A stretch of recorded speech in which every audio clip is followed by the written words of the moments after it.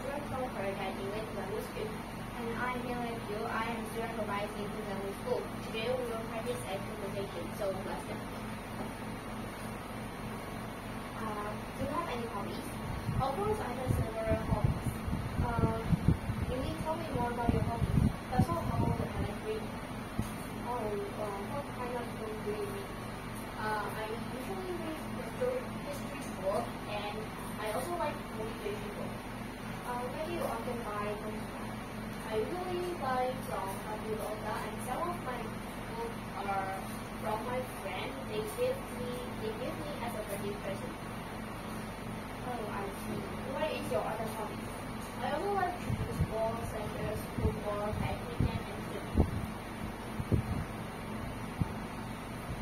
Where do you learn it from? From my job. So I see. And what about you? What is your hobby? I like to do cycling. Really? Why do you like it?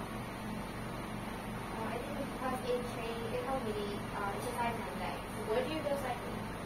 I go cycling around the house. Oh, okay. I hope it doesn't hurt you and it doesn't make you too tired. This is the end of our conversation. Thank you so much for watching. And don't forget to subscribe to our channel. Bye bye.